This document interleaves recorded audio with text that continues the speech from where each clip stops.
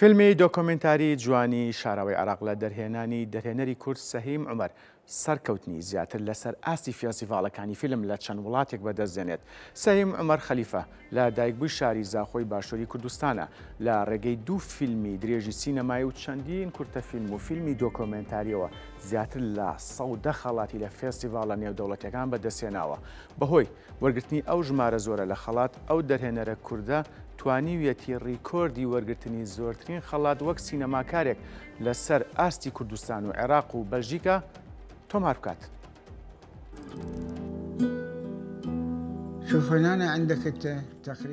فیلمی دۆکیومنتەری جوانی شاراوەی عێراق لە دەرهێنانی دەرهێنەری کورد سەهیم عومەر سەرکەوتنی زیاتر لەسەر ئاستی فێستیڤاڵەکانی فیلم لە چەند وڵاتێک بەدەستدێنێت.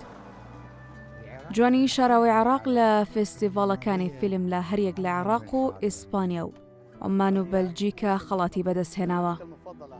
فیلمەکە خەڵاتی باشترین فیلمی لە فێستیڤاڵی نێودەوڵەتی فیلمی دۆکیومنتەری بابل لە عێراق بەدەستهێنا و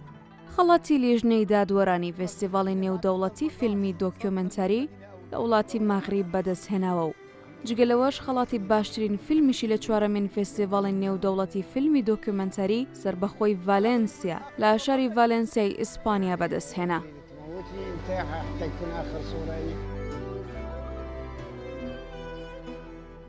پێشتریش فیلمەکە خەڵاتی خەنجەری زێڕینی باشترین فیلمی دۆکیومنتەری لە فێستیڤاڵی نێودەوڵەتی فیلمی مەسقەت لە عومان بەدەستهێنا بوو. جوانی شاراوەی عێراق باز لە فۆتۆگرافەری عێراقی لەتیف عانی دەکات.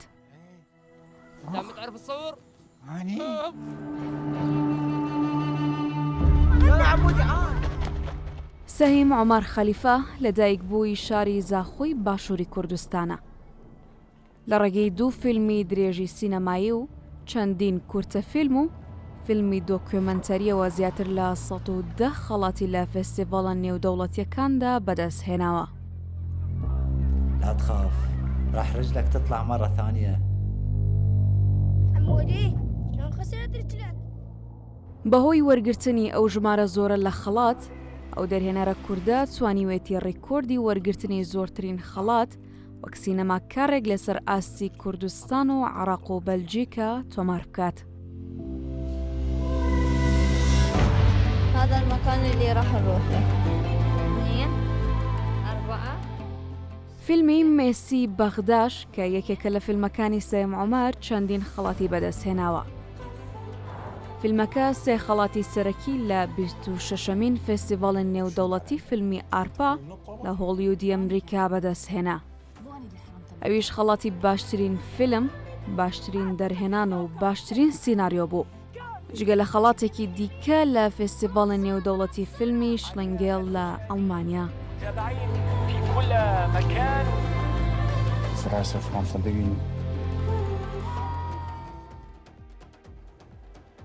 بۆ قسەکردنی زیاتر لەسەر فیلمەکە بەڕێز سەهیم عومەرم لەگەڵایە لە برۆکسلۆ پایتەختی بەلجیکا. کاک سەهیم سڵاو لێبێ، سوپاس کاتی خۆت بێمە بەخشی. پێشەوەی من پرسیار بکەم پیرۆزبایی لە یەکەم سەبارەت بە وەرگرتنی زیاتر لە 110 خەڵات لە سەرجەم فێستیڤاڵە نێودەوڵەتی و ناخۆیەکان کە هەڵبەت وەک سینەماکارێکی کورد ئەمە ڕیکۆردێکی نوێیە لەسەر ئاستی عێراق و هەرێمی کوردستان و تەنانەت بەلجیکاش بە هیوای داهێنانی بەردەوام لە بواری فیلم سازیدا. گەلێک سوپاس برا بۆ تاو بۆ کوردستان تیڤ بۆ بێ هەیفێڤینێ. زۆر سپاس. ئێستا بوونە 120 خەڵات. پیرۆزە. وەک دەرهێنەر ئەس گەلێک کەیفخۆشم ئەکەت تو فیلمێک چێ بکەی خەڵک حەجێ بکەیت و هەروسا خەڵاتی وەرگرت ji ber gotina filmek çê dikê bes teniya bû xwe çê dikê filmek çê dikê bû xelek jî bibînit herwisa festîvaljek xelat bidin ew tiştekî zor baş e li ber ku êsta minafise zor e li diriya film û projek zor hene vîca her kesek dixwaze film çê bike vîca hindî et tu xelat ziyadtir hebe hindî filmî baştir hebe şansî tu biçek zêdetir dibit ku tu pare werbigî faynansa werbigî bû filmê xwe ê taze زۆر گرنگە بۆ هەر دەرهێنەرێک. باشە. کاک سەهیم منە پرسم کام خەڵاتە لە لای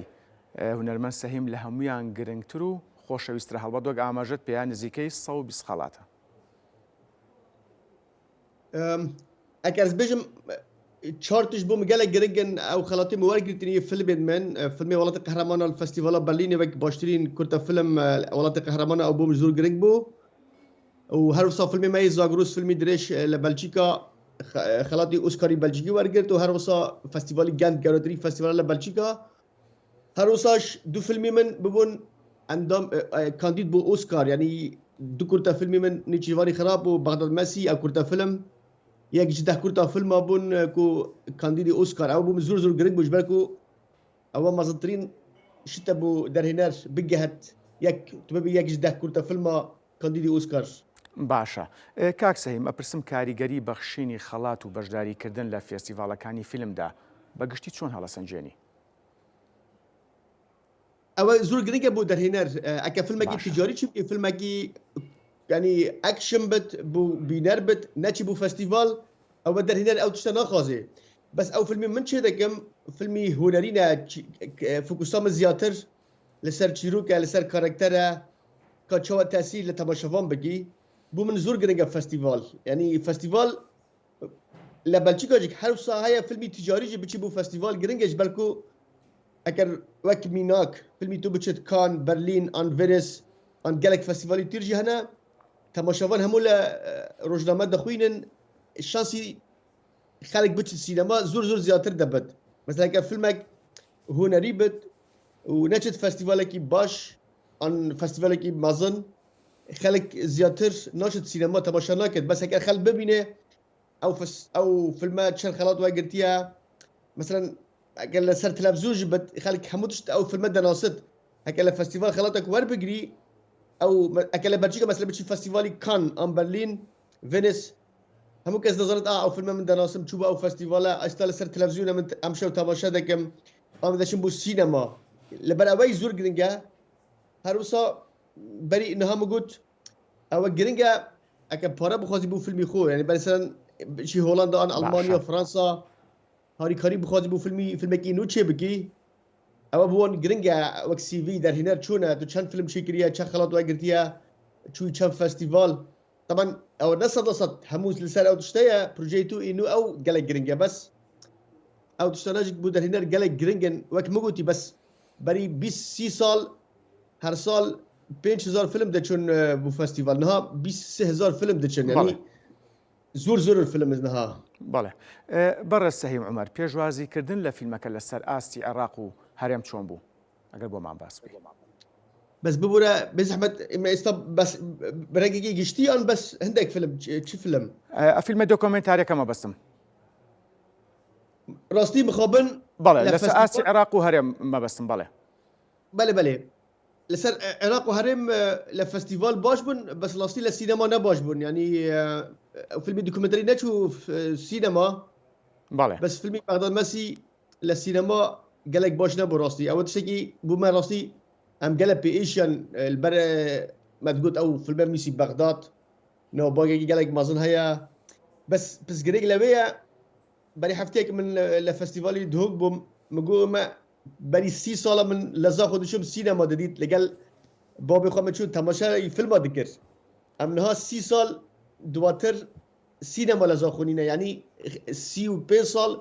خلقي ما يعني جريداني خلقوا السينما زور كم بويا مثلا استا قال تشيكاس باخوي برسال جيبكي تدشي سينما او دبجنا من ايفون هي من لابتوب هي لا اوروبا ايفون هي بس خلق زور دشت سينما ببينت كبشي السينما فيلمك بو رنگ فيلم ببيني شاشي مازن لقال 200 كاس فيلم تماشا بقي رنگ ودنگ اتموسفيري زور خوش بس قريق لويا تبدي العراق اما 6 سال خلق للسينما قالك دور كتيا ديفيد وقتك دريش بيبشت تو بشكل كولتور مثلا لبلجيكا وزير دشت بو السينما لايما او تشتا زور كما راستي بەڵێ کەواتە کاک سەهیم من لەو سۆنگەوە پرسیاریشکەم بۆ دروست بووە ڕەگەزەکانی دروستکردن یان بەرهەمهێنانی فیلمێکی سەرکەوتوو لای سینەماکار سەهیم عومەر کامانن طبعا هەر دەرهێنەرێک شێوازی خۆی تایبەت هەیە بۆ من زۆر ئەو تشتە گرنگە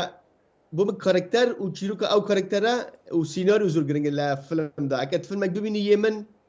نە فیلمێکی ئەو هەیە بچی مال بڵێ ئامە فیلمێک دیت دیمان خۆش بوو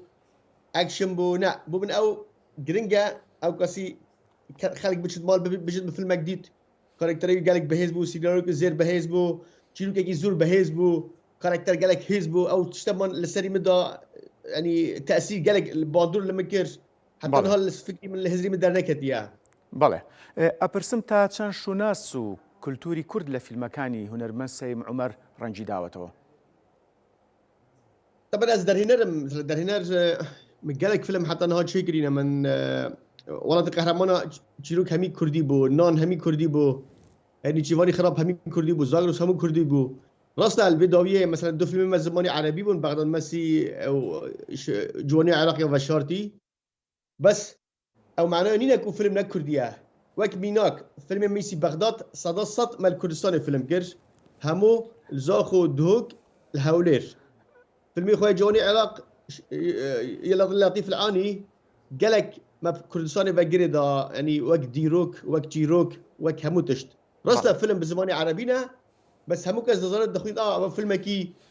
كرديه يعني عراقيه كرديه زيادة تكون عربي زمان عربيه بس جروب تيم اكتر همو زياتر كرد بون بەڵێ بدي بعض المسي باشە کاکسەیم من دوا پرسیارت ئاراستاکەم بەو پێی بەڕێستان دانیشتوی وڵاتێکی ئەوروپین کە بەلجیکایە بە دیاریکراوی لە برۆکسلن پێشوازی بینەری ئەوروپی بە شێوەیەکی گشتی و لە بەلجیکا بە تایبەتی لە فیلمی کوردی لە چه ئاستێکدا لە ئێستاە؟ راستي